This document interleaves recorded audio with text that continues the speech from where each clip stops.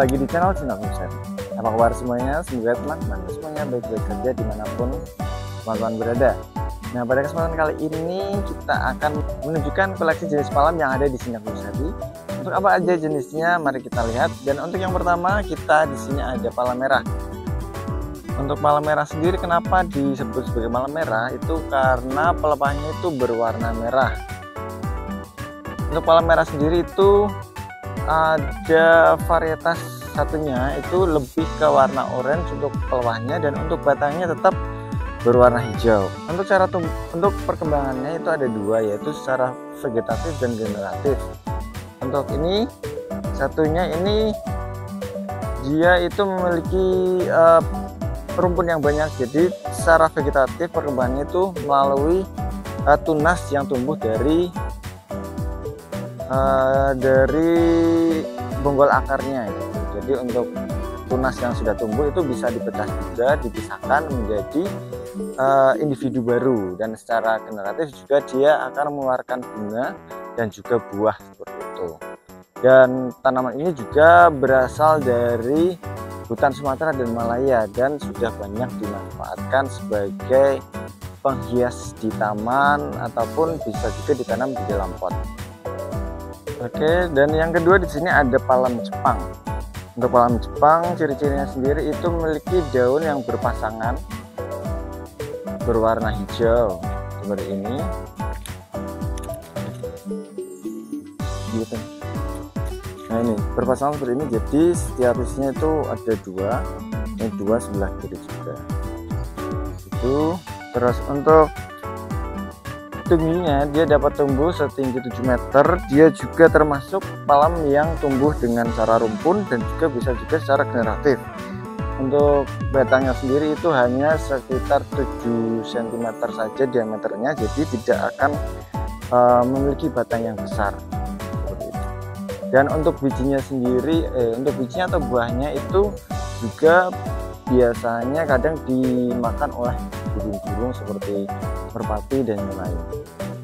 Untuk yang selanjutnya adalah palam kuning. Seperti dari namanya, seperti juga dengan palam merah, palam kuning itu memiliki pelepah yang berwarna kuning, dan dari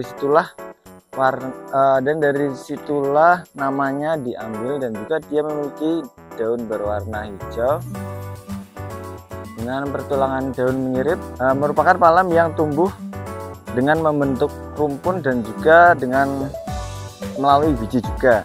Untuk tingginya itu bisa mencapai 6 meter, namun di taman itu biasanya jarang yang sampai tinggi segitu karena alasan estetika atau keindahan. Jadi ketika sudah terlalu tinggi biasanya akan dipotong dan akan digantikan dengan anakannya yang berada di sampingnya.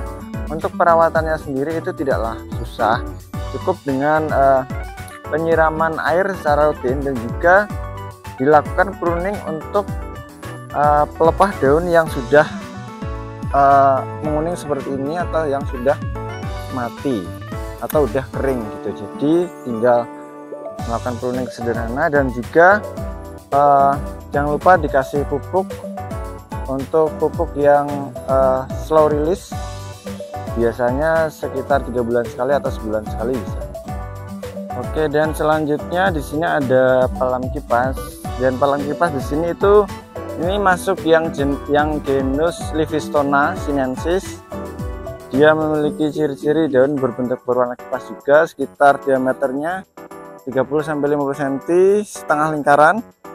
Dan dia juga memiliki duri pada bagian batangnya seperti ini. Di bagian pelepahnya ini ada durinya, jadi diharapkan untuk berhati-hati jika ada anak-anak di sekitar. Dan biasanya juga ini ditanam di dalam, bisa juga ditanam di taman, dan dia juga bisa tumbuh besar, dan juga bisa ditanam di dalam pot juga seperti ini.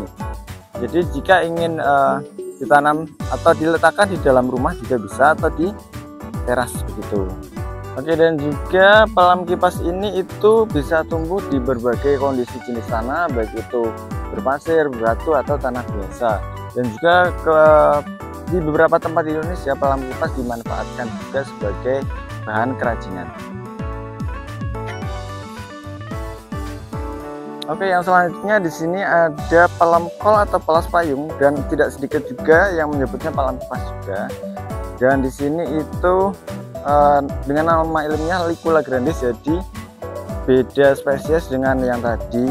Di sini genusnya itu masuk ke Licula.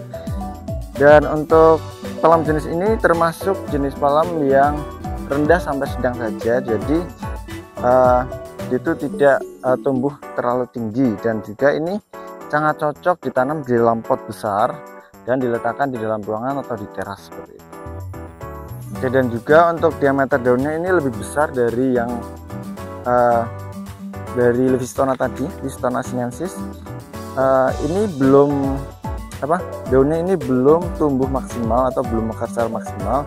Jika sudah maksimal, kira-kira berdiameter bisa sampai 60 cm. Oke, dan untuk yang selanjutnya di sini ada palem putri. Palem putri itu bisa dikatakan versi kecil dari palem raja. Untuk palem raja itu bisa mencapai tinggi di atas 8 meter, sementara untuk palem putri bisa tumbuh mencapai 5 meter, dan juga untuk batangnya itu hampir sama, memiliki warna berwarna abu-abu, dan juga namun daunnya itu biasanya lebih kecil dari palem raja. Dan juga untuk ada fakta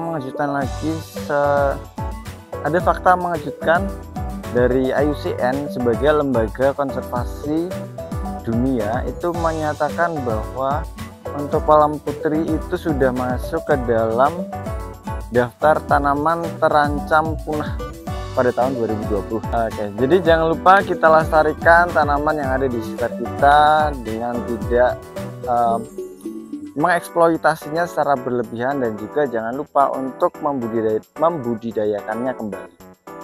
Dan yang selanjutnya di sini ada palem evertupae. Palem evertupae merupakan salah satu jenis palem yang cukup unik karena badannya atau bentuknya itu mirip dengan palem raja, namun bentuk daunnya itu berbeda.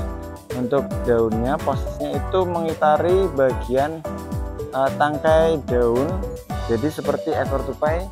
Kalau teman-teman ingin lihat seperti apa, nanti bisa kita perbandingkan dengan evertupae yang sebenarnya. Oke, dan untuk yang selanjutnya di sini ada palem Comedoria atau bambu Comedoria, banyak yang menyebutnya seperti itu.